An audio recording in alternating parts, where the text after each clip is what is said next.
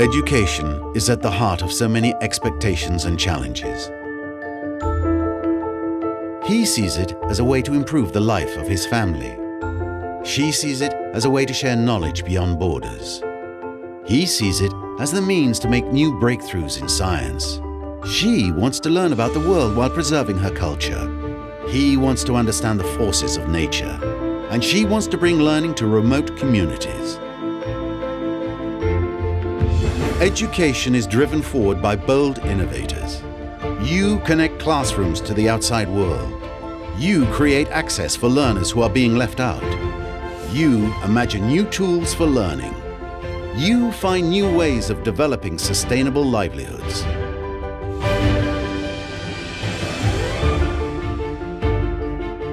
And yet, we still need to do more to bring high-quality education to all.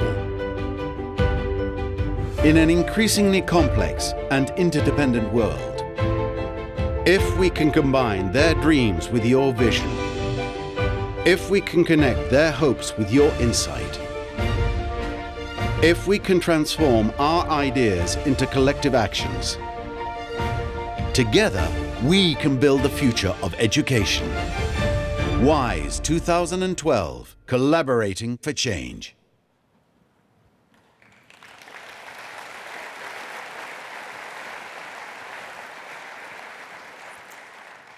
Your Highnesses, Your Excellencies, ladies and gentlemen, good morning, salam alaikum, and a warm welcome to WISE. My name is Mishal Hussain, and it's my privilege to be your MC. A special welcome to His Highness Sheikh Hamad bin Khalifa Al Thani and to Her Highness Sheikha Moza bint Nasser. We're honored to have you here as WISE gets underway. Now, WISE is a unique event, and I say unique because this is a chance for a conversation on education like no other. As many of you know, WISE is a year-round conversation, but this is where it all comes together. 3 days where we have a chance to share experiences, to learn from each other, and hopefully also to be inspired by each other. In my work with the BBC, I'm fortunate to travel around the world, often to countries at a time of crisis, but wherever I go, I'm struck by and humbled by so many parents who are making huge sacrifices for their children's education, and indeed humbled by the children themselves. Children like the Pakistani teenager Malala Yousafzai, who just a few weeks ago was shot and nearly killed because she dared to speak out for girls' education. So this is a vital debate, and over the next 3 days you're going to hear many stories about projects that are making a real difference. We'll be talking about access to education, also about quality, and crucially about innovation, being really creative in breaking down the barriers that stand in the way. But to get WISE underway, let's hear first from someone who is really the driving force behind this conversation. She is UNESCO's Special Envoy on Basic and Higher Education, an advocate on the UN Millennium Development Goals, a high-profile member of the Secretary General's Education First initiative, and also the chairperson of the Qatar Foundation. So please welcome to the stage Her Highness Sheikha Moza bint Nasser.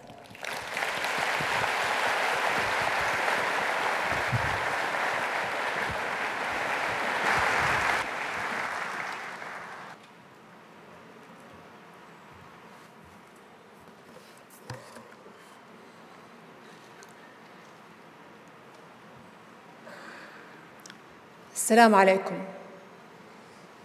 رحب بكم مرة أخرى بالدوحة. May peace be upon you. I welcome you once again to Doha to continue the work we had started in 2009 concerning the future of the field of education. And I would like to pay tribute to your contribution in addressing various educational issues, especially the ones related to innovation for change. We have witnessed the success of WISE in its comprehensive approach and its ability to follow the centric dimension of education, which affects human life and all the world's issues, and thus requires multidisciplinary partnerships that we are trying to forge together in a future in order to build a future which is free from illiteracies. And when I say literacy, I'm talking about cultural, alphabetic, and economic illiteracy. However, the changes taking place in all these fields must start from education, and therefore we are here annually to meet under the umbrella of WISE to set a culture of innovation in education and renewal in innovation. We know that education concerns all the different fields and combines all the different issues. Education can lead countries either to prosperity or to ruin.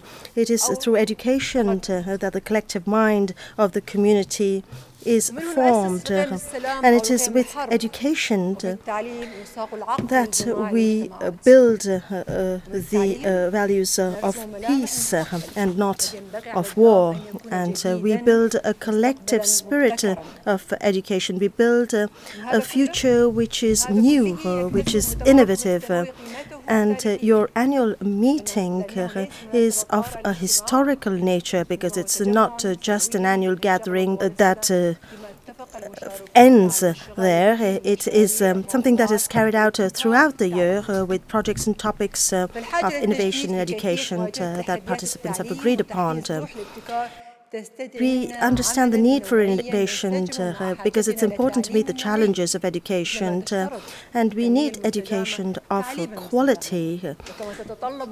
The problems, exceptional problems, require exceptional solutions, and WISE is an initiative that wants to generalize innovation and scalable projects applicable to various environments within an innovation network based on cooperation and continuous coordination.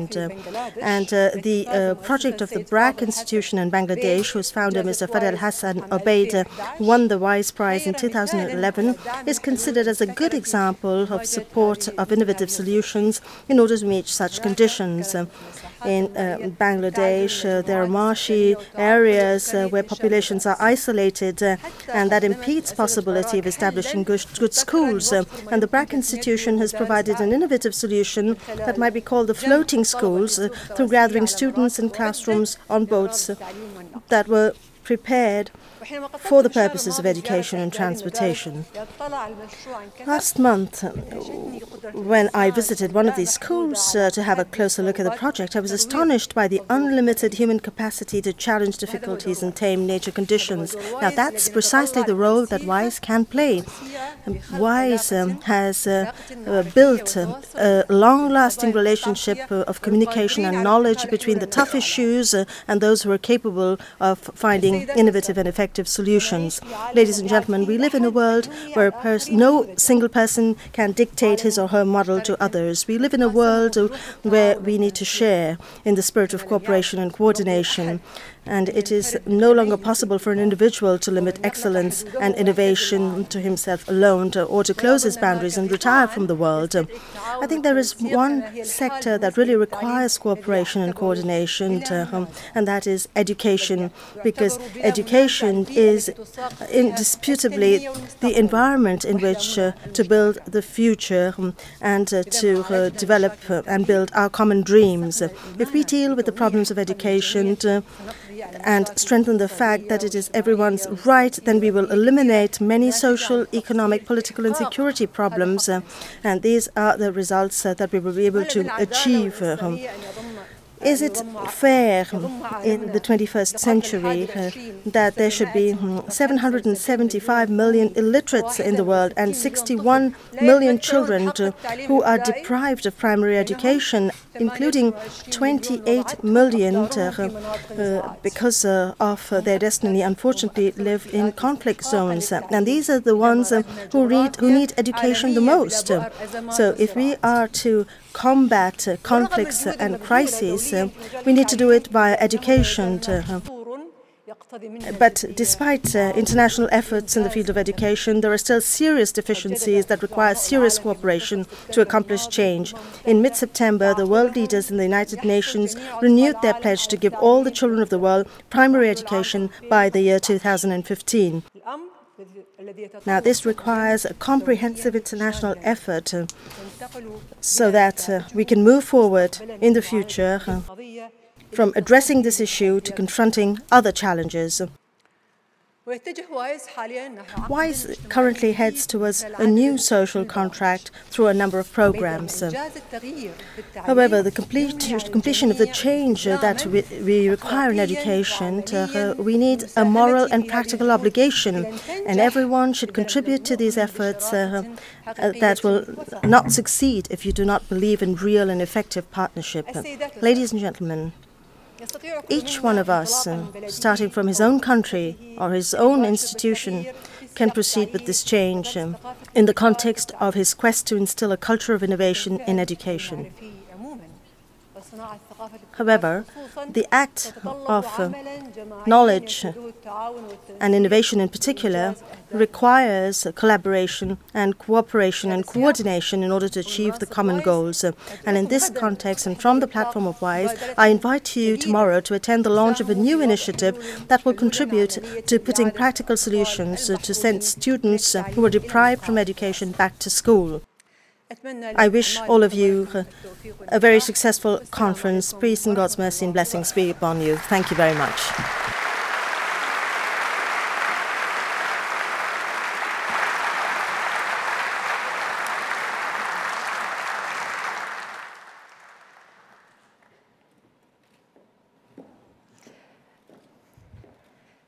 Thank you so much, Your Highness. You know, without your passion for this area, we wouldn't all be gathered here today. So thank you very much for that. So, ladies and gentlemen, our theme this year at WISE is Collaborating for Change, and there are over 1,200 of us here for this event representing 100 different countries. So I think it's fair to say there's a wealth of experience here in the room. Let me tell you a little bit about the next 3 days. Today, the focus is going to be on the big picture, the broad context in which we find ourselves, the trends in education as well as those shaping education. Then tomorrow, day 2, we start to talk more practically about addressing those challenges, looking at specific areas like financing, remote learning, early childhood education, the involvement of social entrepreneurs.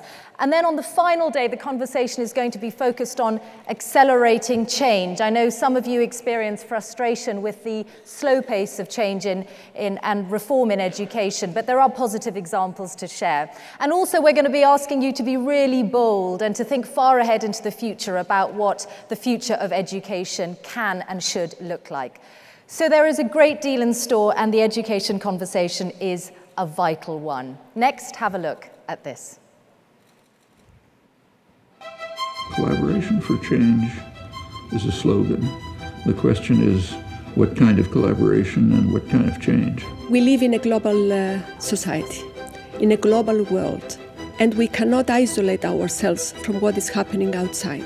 So we have to prepare ourselves, to prepare our institutions to participate in this global competition for education. We should focus on the development of education, taking into consideration contemporary issues and attempting to incorporate them into a modern educational approach so that everyone benefits from this development. Well, the private sector, along with governments and even NGOs, all share one common objective, and that is to achieve better educational outcomes, educational excellence, which ultimately is a well-educated workforce.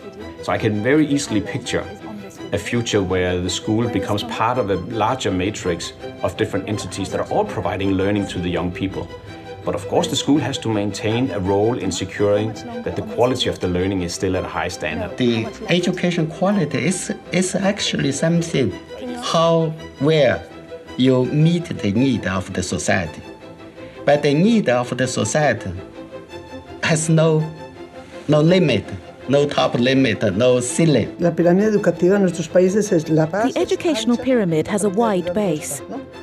At its tip is university, on which we spend more money. I wish to reverse this, because if we were to spend more money at the bottom, climbing up would become easier. The wisest investment we can make today is to target those who are missing out.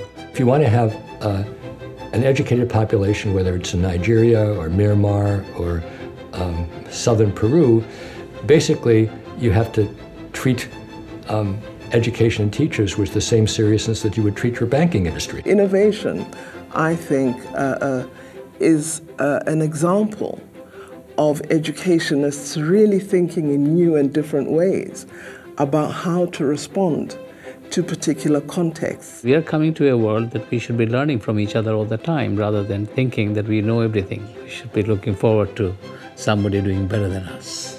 Innovation is crucial because we have been dealing with education for so long. And we see that the progress is not as fast as we would like it to be. That's the question we need to be asking. You know, what capabilities does a good education system promote, and how at each age and in each region, how are we going to do that?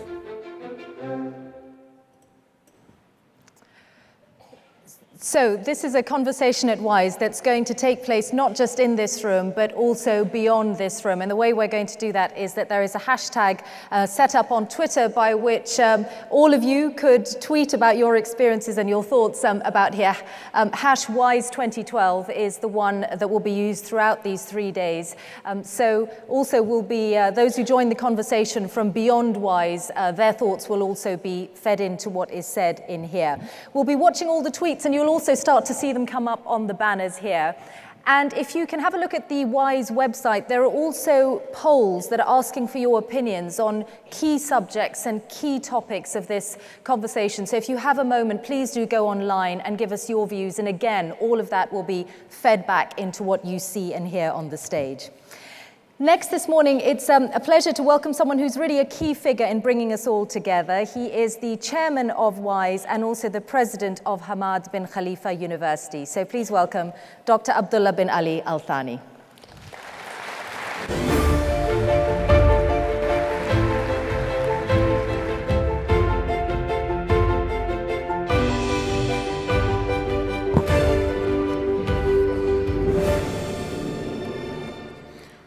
Bismillah ar-Rahman ar-Rahim. Wassalamu alaikum wa rahmatullah wa barakatuh. Your Highness, Sheikh Hamad bin Khalifa Al Thani, Your Highness, Sheikh Hamouza bin Nasser, Your Excellencies, distinguished guests, ladies and gentlemen. Welcome to WISE 2012, the 4th World Innovation Summit for Education. I welcome those who are new to Doha and to the WISE, as well as those who are already members of our community. The key sessions of our summit are being streamed live via the WISE website, and my warm greetings also goes those following us from afar. We have all taken a good note of the remarks of Her Highness, and there is a great anticipation of her announcement tomorrow. We are delighted that she has chosen to give our summit the additional honor of associating us with her important new initiative. This is a moment to reflect on the task that lies before us during these 3 days. Our theme this year, Collaborating for Change, is a clear restatement of the purpose of WISE. Her Highness Sheikh Hamouza bin Nasser initiated this summit 4 years ago because she recognized that the state of education in the world cannot be allowed to continue. She saw that every drop of a human talent must be mobilized to overcome our great global challenges. At the same time, too many people still do not have access even to the basic education that will enable them to build and secure a life. Standing still is not an option when we know progress is possible. In its short history, WISE has identified many islands of excellence. All over the world, individuals and organizations are doing wonderful work, often in difficult circumstances. We must learn from them. We must discover how to expand, replicate, adopt, and adapt these winning practices so that they will be equal to our problems while respecting the rich diversity of culture, reflected in our auditorium today, and we must not delay. The fastest way to make progress is through collaboration. Moreover, innovation often comes from sharing ideas and experience. The program of WISE 2012 invites us to consider how education can be reshaped to meet the major challenges of modern life against the backdrop of globalization and despite stark inequalities among and within societies. We will seek solutions through exciting change models, paying particular attention to successful alliances, and we will try to chart pathways for the future. WISE promotes partnerships that will make the greatest difference as rapidly as possible. However, it is also leading from the front through its own collaborative programs, and I would like to mention some of our noteworthy results. This year, we have recognized 6 more WISE Awards-winning projects. We have now showcased in this way 24 projects from many different places and levels of education. They are an important store of expertise in innovation, and we will celebrate them at our gala dinner tomorrow. Last year, in support of the United Nations Millennium Development Goal, Her Highness decided that one of the 2012 WISE Awards would be for a project that has best achieved innovative financing of primary education. We have produced another publication. The latest WISE book is on the topical subject of reconnecting education and the world of work. And it is a further addition to the reference archive we are creating about innovation in education. The WISE Haiti Task Force has continued its excellent work to help reconstruct the country's education system. With our local partner, FOCAL, we have identified and are supporting Haitian projects that are achieving important success on the ground in the classroom. For the 3rd year, we are producing with Euronews the educational magazine program, Learning World. This brings stories about education to life and is broadcast in all continents, now in 13 languages. Also, for the 3rd time, we have held the WISE Program for Education Leadership for recently appointed university presidents, mainly from developing countries. This is a small, customized masterclass, and the numbers of students, faculty, and staff who have benefited indirectly from this program now reach hundreds of thousands. Later in this session, I will have the honor of announcing the 2012 WISE Prize for Education laureate on behalf of the 2012 WISE Prize for Education jury. The winners of this major global prize, awarded annually for an outstanding contribution to education, will stand as role models to all of us and will raise the status of education in the eyes of the world. Ladies and gentlemen, we are deeply honored that for the 2nd time, His Highness the Emir, Sheikh Hamad bin Khalifa Al Thani, is with us to present this prestigious award. This is a strong signal to the world of a global significance of education. Last year, His Highness presented the inaugural WISE Prize for Education to Sir Vasily Hassan Abid, founder and chairman of BRAC, the world's largest non-governmental development organization. And I'm pleased to tell you that Sir Abid is here today with us.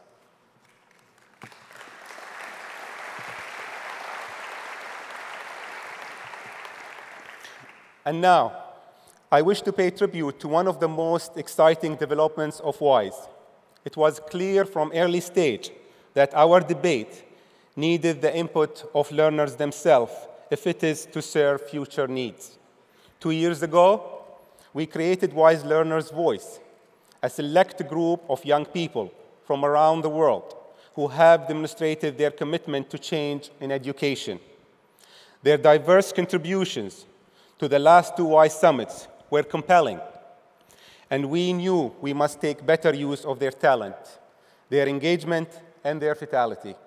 And so, Wise Learners' Voice became a continuing program with a mission to drive the global debate on education.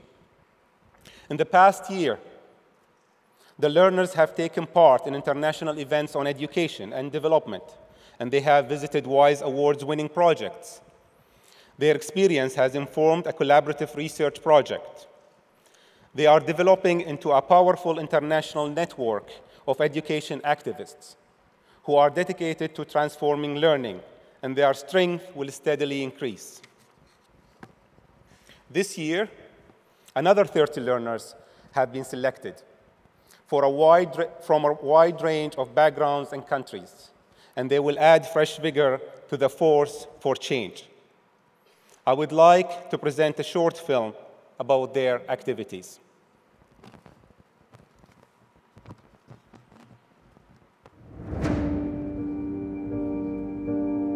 The Learner's Voice will become a year-round program with an emphasis on developing advocacy skills among selected young people.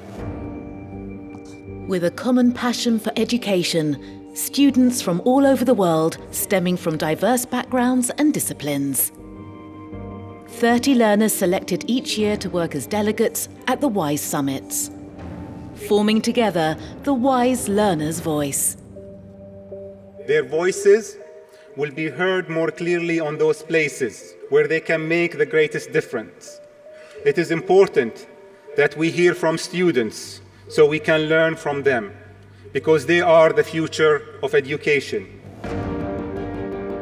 Throughout 2012, they conducted a collaborative research on increasing access to education through innovation, engaging on a global visit of pioneering projects and participating in major international events to network with thought leaders, experts, and policymakers. The motivation to make a change in his community or his country or the world as a whole. And kind of at least be confident that I'm on the same page as a lot of the great thinkers around the world. With experts in education, and they got some advice and refinements and probably some resources. It's not just in the classroom, it's not just in school, but in every experience and every opportunity that we have. Their most recent trip was to New York for the 11th Youth Assembly at the United Nations, focusing on young people's contribution to achieving the MDGs. You can remember when Kennedy spoke there, when people like Ban Ki-moon speaks there. It's really shocking. You cannot believe that you are actually there. My best memory in the Youth Assembly and the United Nations is when I was part of the panel discussion and I talked about our Learner's Voice program. There they were awarded a grant from the Resolution Project to both fund a mentorship program for young people in Haiti and gain advice on how to run a social venture. It is a teamwork, and then I really enjoy to work with all the others, and I'm really proud to be part of the Learner's Voice program. This year's collective work was a model of constructive collaboration. Their findings will help formulate further questions, and reinforced by 30 new WISE learners, their passion and pragmatism will drive forward the education debate. That makes me realize that I can do a difference. I can make a difference. This passion will continue as long as I believe education should be modernized. Using innovative ways in teaching and schooling is very important for the future, and especially in the developing world. It reinvigorated and reignited my passion towards what me and other young people can do. I think the main important thing is it's about the belief in human potential.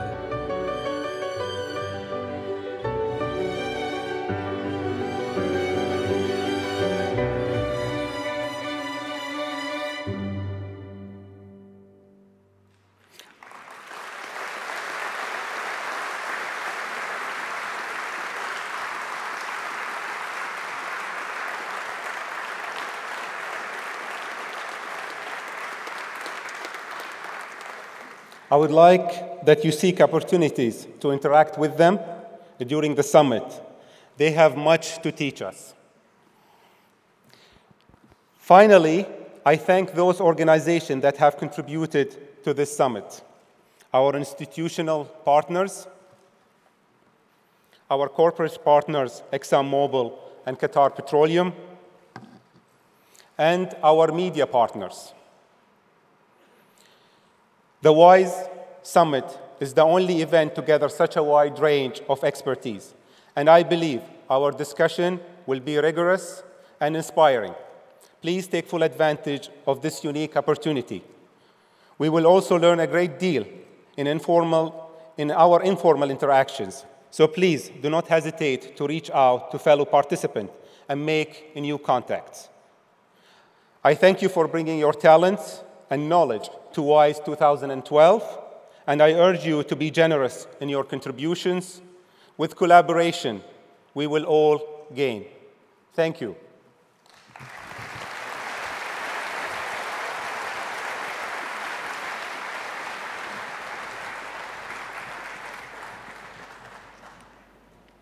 Dr. Abdullah, thank you very much for that, and we look forward to welcoming you back on stage later on when you unveil this year's WISE Prize laureate, one individual singled out for their contribution. Ladies and gentlemen, the WISE 2012 learners.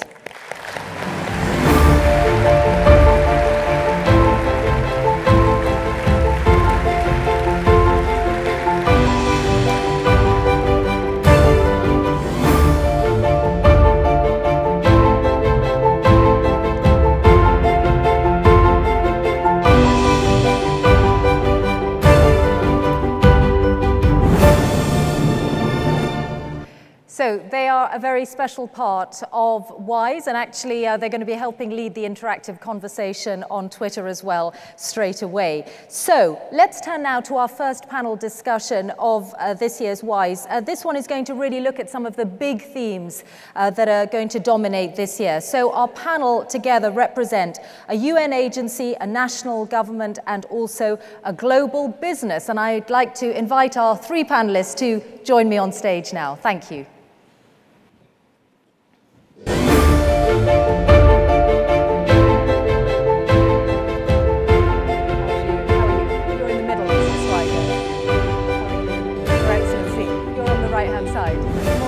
How are you?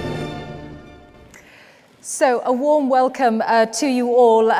Your Highnesses, Excellencies, ladies and gentlemen, let me introduce our panelists to you. Irina Bokova is the Director General of UNESCO, the UN's educational, cultural and scientific organization. She is here with us in Doha as the representative of the Secretary General himself. Andrei Fusenko is Senior Vice President at Exxon Mobile, which is involved in many educational projects around the world, and particularly with promoting the so-called STEM subjects, science, technology, engineering, and mathematics. And also His Excellency Dr. Andrei Fursenko, a former Russian Minister of Education and the architect of key educational reforms in Russia, but also today an aide to the Russian president. So welcome to you all. As I said, today is really about the big picture for education. So Irina Bokova, perhaps I could start by asking you to really outline the biggest issues facing education at the moment, the context for WISE this year.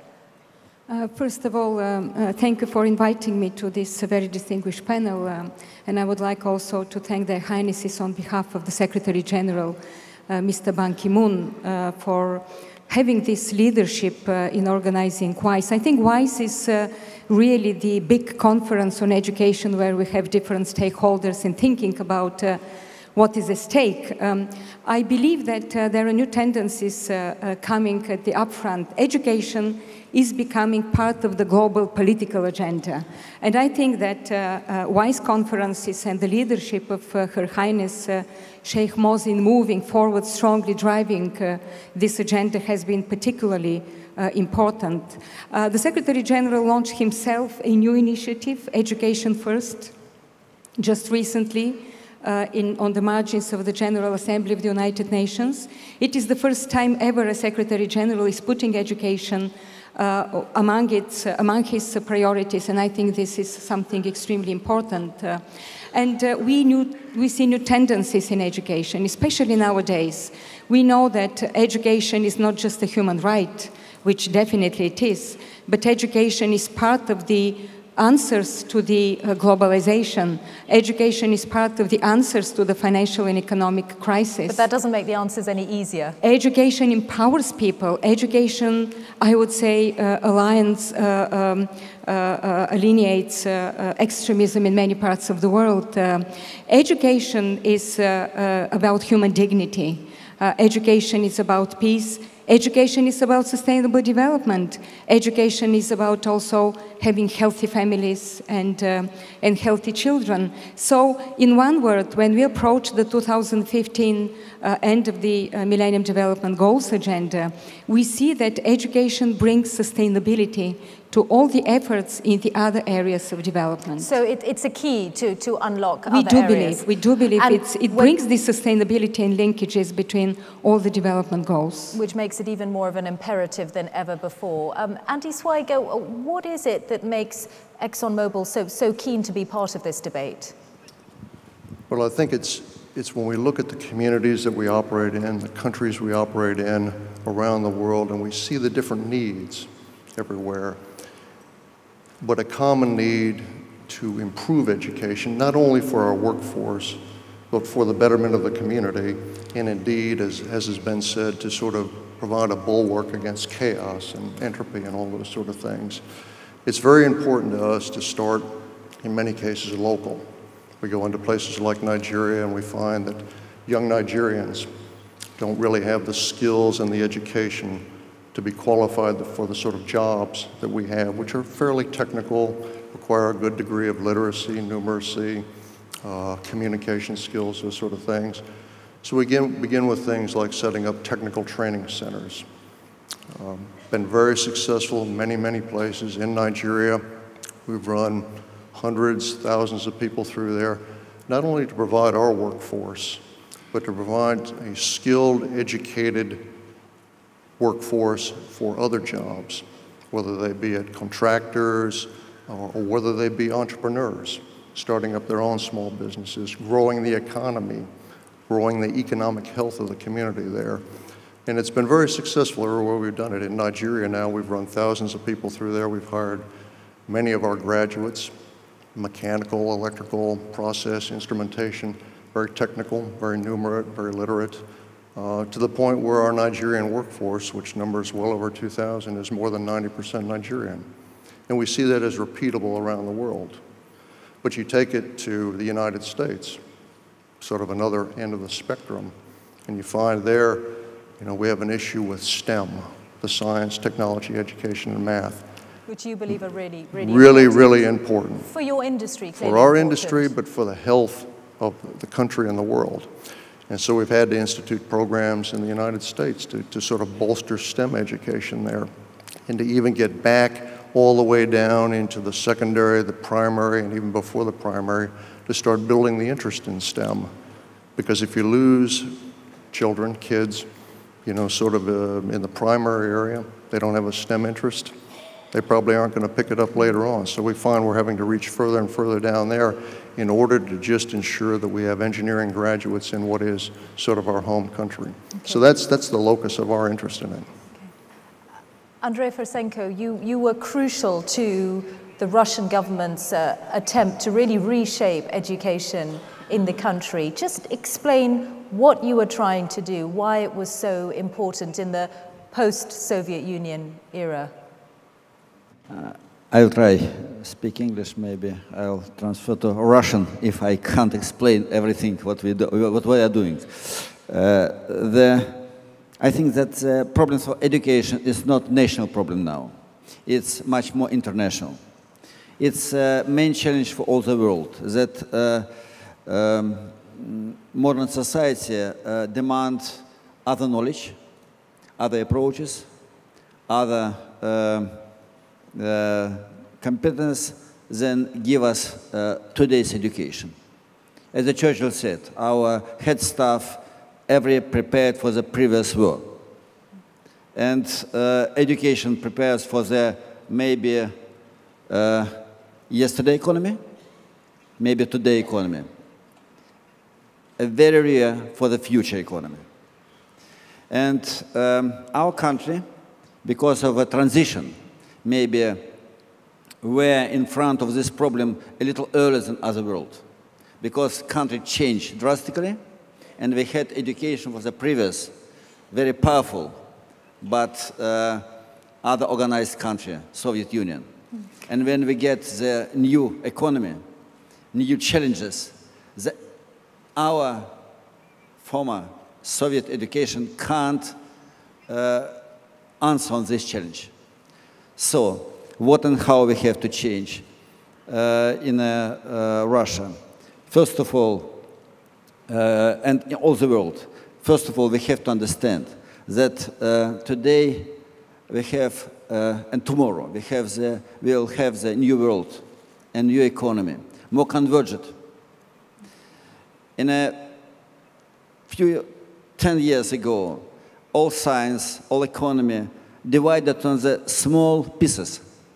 It was physics separately, chemistry separately, humanitarian separately. Now it's a one world and one knowledge.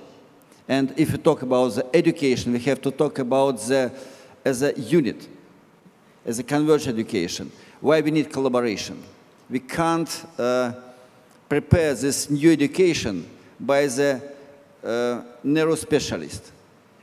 Which is what the Soviet Union focused on, right? You had specialist schools for language and for science, and that was the way the system worked. We are not so strong in the, for example, humanitarian knowledge. In the humanitarian, we also have some special ideas, but some areas was gray areas for us, you see.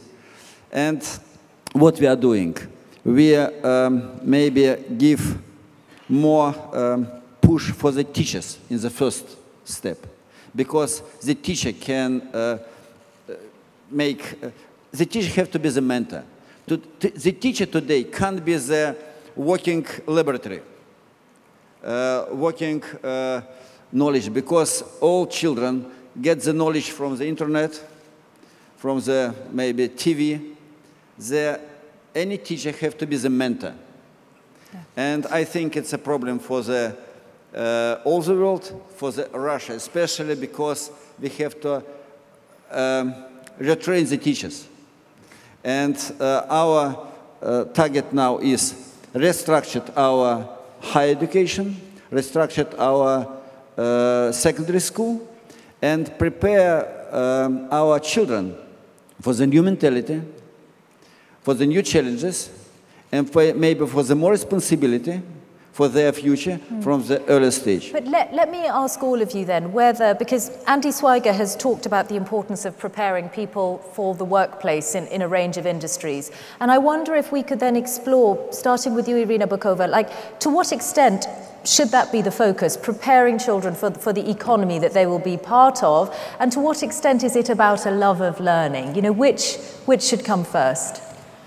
I do believe that nowadays we speak increasingly about learning, not just education, but really about learning. And we have to match learning and skills. We have to match the time of work, the life of work also, with learning, with education. In fact, UNESCO publishes every year World Monitoring Reports on education. In this year's report that we just launched a month ago is about skills and youth and learning and time of and work life. I think this is very important. In some cases, it's technical vocational training that has to be added to some literacy programs, or to have some special parts in the national education plans also for skills and for technical vocational training. But it becomes the issue nowadays. We know that in many parts of the world, the youth population is more than 50%. We know that parts of the problems in many societies, it's youth unemployment. Yeah. And how to bridge this, how to give these competencies, new competencies for a new economy to these young people is really one of the big challenges But I nowadays. wonder, Andrei Fusenko, if you are too focused on preparing people for the workplace and for the vocation, then do you lose something along the way? Part of what Andrei Fusenko was saying about humanitarian knowledge, about citizenship, perhaps? Well, I think that's a very, very important point, and I wouldn't want anybody to mistake what we think in terms of the way we prepare people and what we do as being solely for the workplace.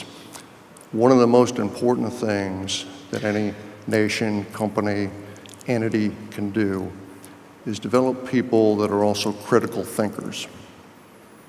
If you think about politics as being really the process by which we decide how we're going to live together, whether it's a city, a state, a nation, and so forth, critical thinking and participation in that process in one way or another is fundamentally important to a society that works well.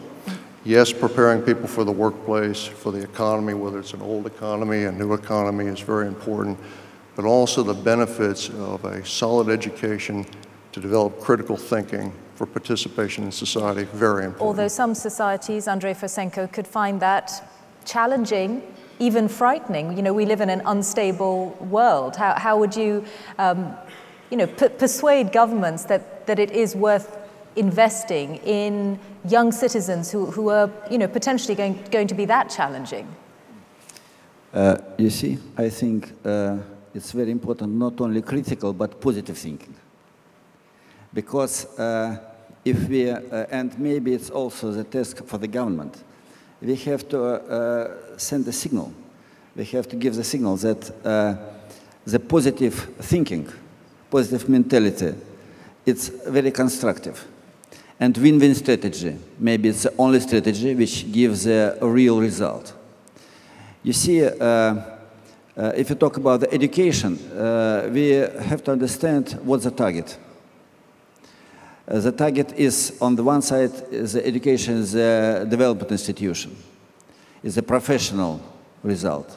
The target is a social institution, because it's, we have to feel ourselves comfortable in this world. And it's also the education which can give us. And we have to be comfortable with ourselves. We have to understand that maybe we can't distinguish everything, but we understand that we have such opportunity. And it's something, a lot of depends on us, not on government, on parents. I think one of the signals which we have to send is that we have to go from paternalistic ideas to self-made ideas. And education maybe can and have to send the signal that we give for the young people opportunity. We give the young people some start position, but only they can use this position, can use this opportunity.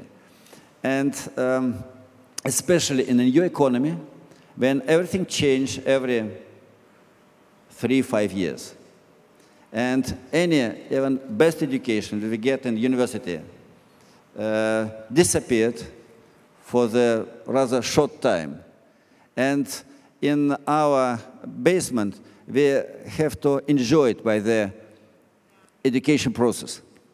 We have to understand that it's treasury, maybe most important treasury for the future, to understand how to improve yourself with education. Well, I think we've been talking so far particularly about what a quality education would really look like, the kind of high-quality education that everyone deserves, but probably very few people actually get. I wonder, Irina Bokova, if we could return to the point about access. There is evidence that the UN Millennium Development Goals on primary education, that progress towards them has been stalling. So why have we not moved further towards that target of primary education for all? Well, let me say that if you look still at the evolution of I would say overall achievement of this Millennium Development Goal, still there is positive result overall. At the beginning of this process in the year 2000, there were more than 100 million children out of school. Unfortunately, this is not something that we have to celebrate, because we know that still 67 million are outside school, and out of them, as Her Highness just mentioned, 28 million are in conflict zones, which means that they are much more difficult to reach out. So the question of access becomes really the big issue. And here, I think we need to make an additional effort and to be more focused, understanding what are the reasons. And we know that in many cases, just abolition of taxes for primary education in many countries, and I'm talking about Benin, Senegal, some of the others, have really reached an enrollment, very high enrollment rates. In others, very deliberate focus and matching national policies, increasing budgets for education. I think the biggest challenge nowadays still stays girls' education. I believe that the Malawi example, also the extreme example, I would say, of infringing upon the rights of girls to education, makes us more alert about why girls don't go to school and how we should encourage governments to be more inclusive in their education systems. And in development terms, there's lots of evidence, isn't there, on how if you educate the girls and the women, what it leads to. Right. Because we're talking about collaborating for change, I wonder, in your work, which I know takes you around the world, you know, what are the examples that you think are really positive? I mean, are there countries which you think are really doing, you know, making more progress than others that we should really look to? Well, I think that there are many countries that are making a progress, and I know that last year's laureate of the prize, the BRAC institution, which won the prize, it's a wonderful example, and representing also Bangladesh is a very good case in point. Bangladesh are not only reaching very fastly the second Millennium Development Goal, but they have already achieved gender equality in primary education, which is an excellent example of focused national policies matching with the right resources in order to do it. We know that in the literacy, also an important area of literacy, I just come from India, where we had a meeting of the E9 countries, the most populous countries in the world, where more than two-thirds of the literate people live in, and they're making big strides about reaching literacy rates and enrollment also in classes. But if you allow me just one quick point here to mention. If we even see that enrollment rates are increasing, still, if you look, we could analyze very, I would say, closely what is the situation in many cases. Because of the poor quality of education, because of the high dropout rates, we see nowadays, and in our global monitoring report this year, we mentioned this data, statistic data. We now have 200 million people, which practically, although some of them are included in this statistical data, practically they cannot read and write, let alone have some skills and competencies. Yeah. So we have to match access and also quality of education and, I would say, equity, reaching to the marginalized, reaching to those communities which are not included into the system. And that shows why the challenge is so great, because really you can't focus on one and then the other. You have to kind of push on access and quality at the same time. Andrei Fursenko, what is your perspective, given what you've seen in Russia, on this debate between access, quality, and also equity, making sure that everyone gets the same chances? Of course, first of all, it's our efforts, of course, in first order, concentrate on Russia, because it's a very big country with a very different situation, condition, different regions. In the south of the Russia, in Caucasian countries, one situation. In the northern, it's another one. But we really, for the few last years, push the unification of the quality of the education in all the country. On the one side, from side of the demands, we realize unified approach for the verification of the knowledge. On the other side, for the quality, we change the quality for both for the teachers, for the children, for the housing and so on. On the other side, I think it's also our responsibility to think not only about Russia, but about other countries of the world. And we participate with UNESCO in different projects with a program for the former Soviet Union countries, but also for the countries in Asia, in Africa. And our knowledge in natural science and our approaches, which we get after the transition of the Soviet Union to Russia, I think can be and will be useful. What's one of the very important problems for the improvement of the education is the problem of the reputation. Of the reputation of the knowledge. The people have to understand that the knowledge really gives them the key for the future life.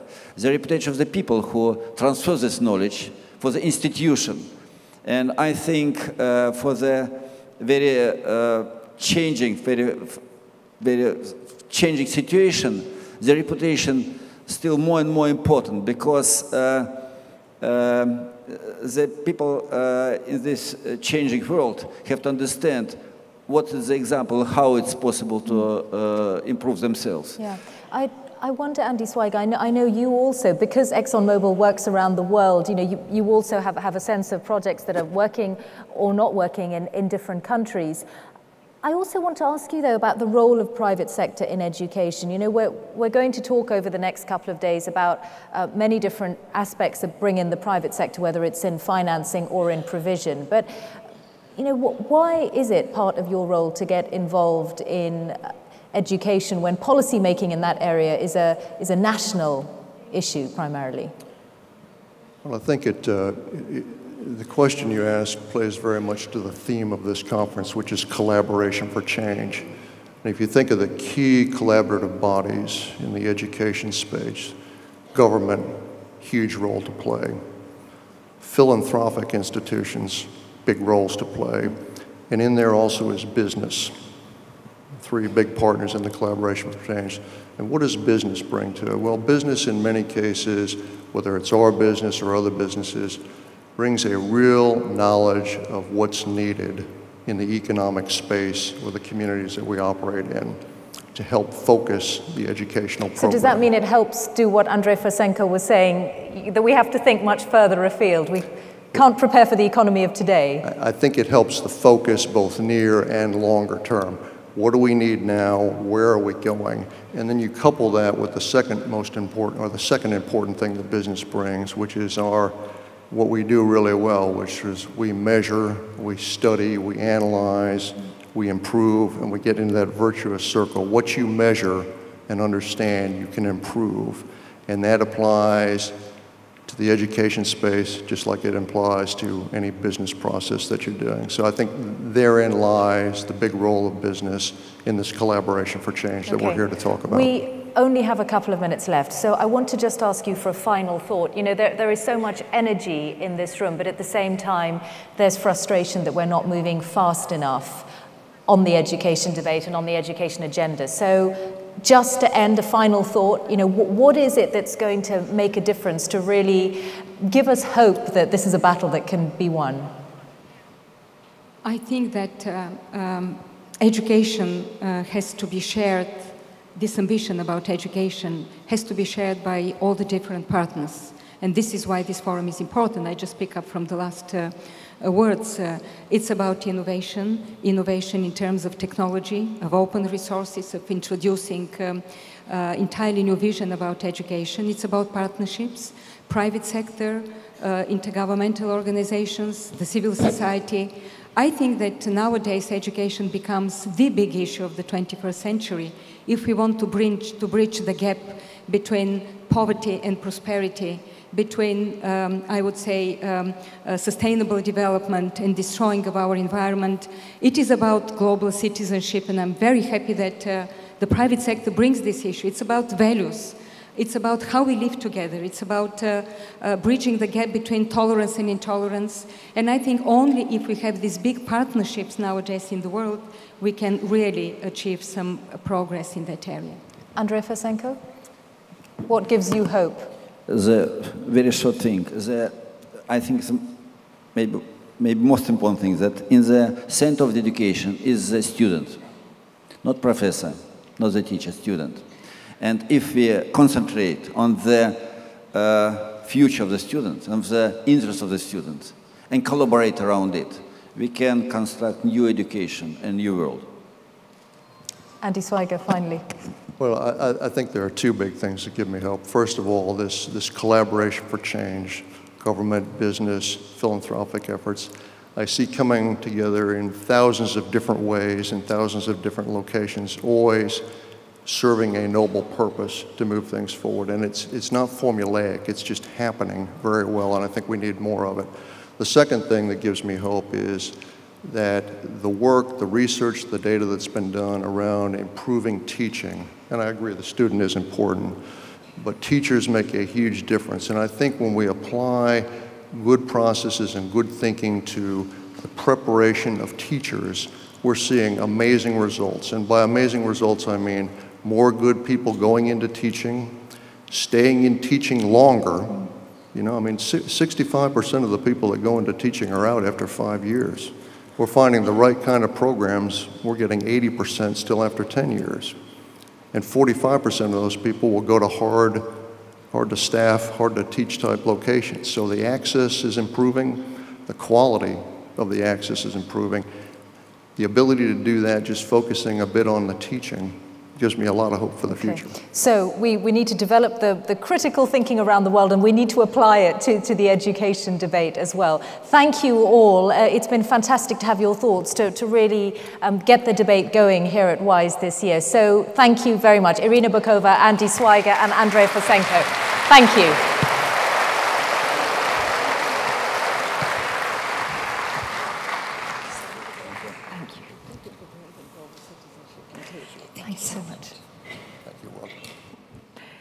So, certainly. Thank you so much to the first paneler. A fantastic way, I think, to get us all in the right frame of mind right at the start of 3 days that I think are going to be pretty intense for us all.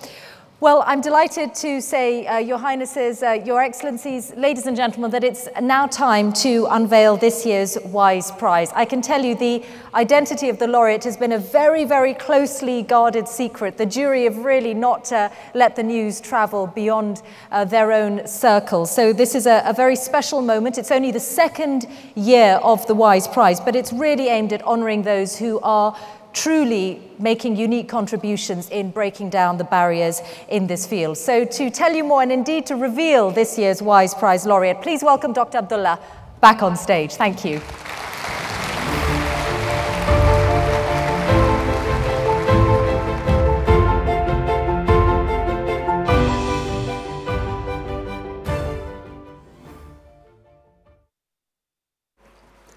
Your Highnesses, Your Excellencies, ladies and gentlemen, for many years there have been international awards for important disciplines such as science, medicine, economics, literature, and human rights.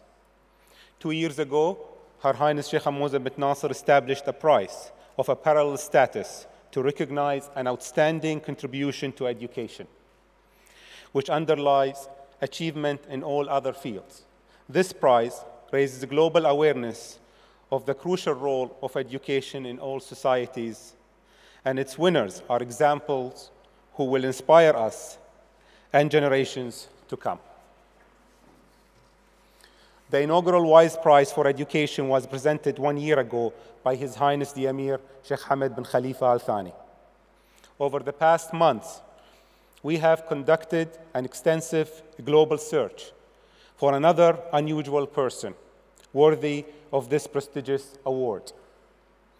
First, we were assisted by an international committee of education specialists who made a preliminary selection from the hundreds of impressive nominations we've received. I was then honored to chair the jury of eminent individuals who had the difficult task of selecting a single winner. I wish to thank my fellow members of the 2012 WISE Prize for Education jury for sharing their wisdom and judgment so generously. Dr. James Billington, Her Excellency Naledi Pandor, Professor Ju Keefing, Mrs. Mary Robinson, Professor Jeffrey Sack, and Mrs. Fatma Zakaria. Your Highnesses, Your Excellencies, ladies and gentlemen, it is my privilege to tell you that, after deep and serious consideration, our high-level jury identified an individual who we believe truly exemplifies the values of WISE. This is someone whose clear vision, whose patient and methodical approach, and ability to apply previously unrecognized capacities to a common cause has brought light into the lives of the millions. The 2012 WISE Prize for Education laureate is Dr. Mataf Shavan, co-founder and chief executive of Pratham.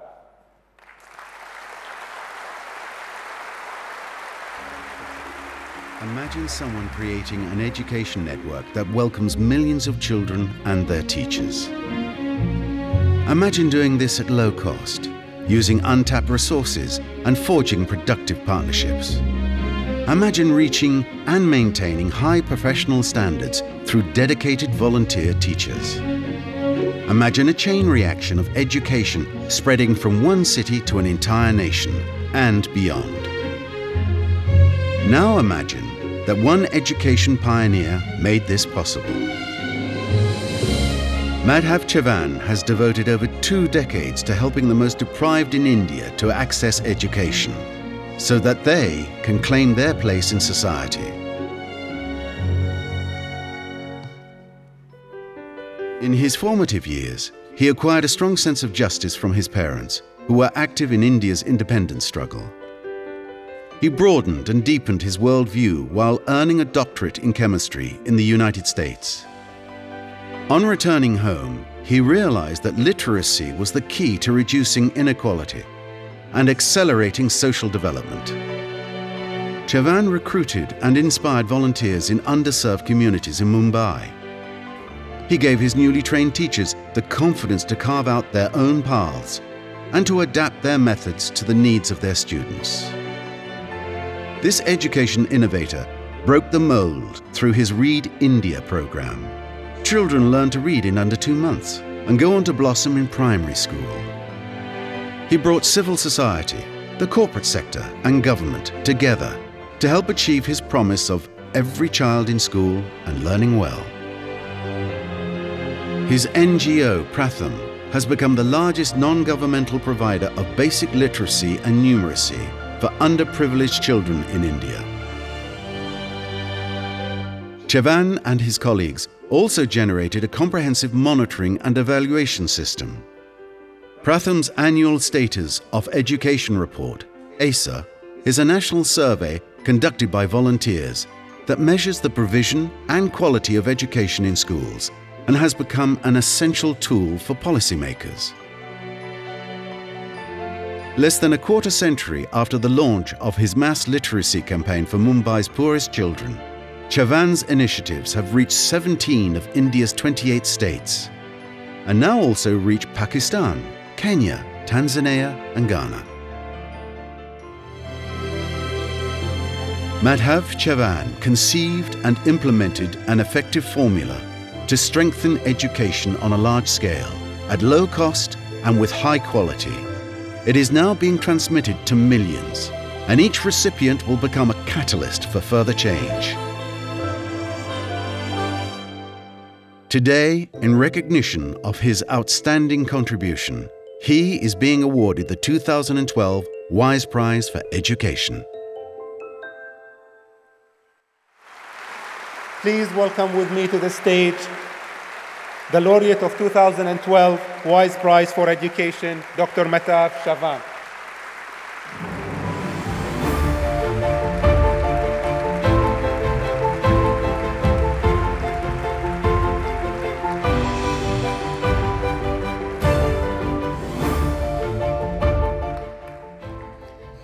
In recognition of this profound significance of the occasion, I now invite His Highness Sheikh Hamad bin Khalifa Al Thani to the stage to present the 2012 WISE Prize for Education.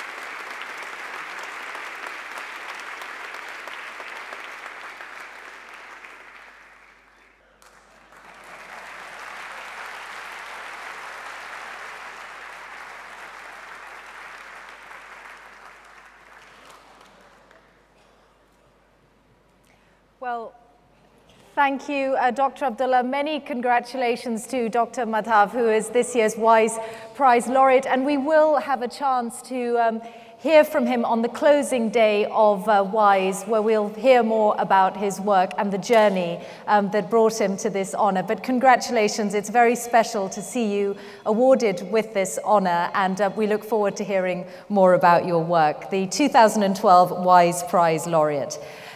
Your Highnesses, Excellencies, ladies and gentlemen, I think that is a fitting way to get the WISE gathering underway this year. I'd like to thank their Highnesses for being here. It really sets the right tone for the whole summit. So thank you very much. And of course, to everyone, don't forget that this conversation continues on Twitter. So I wish you all a really productive and thought-provoking and insightful 3 days at WISE. Enjoy it. Thank you very much.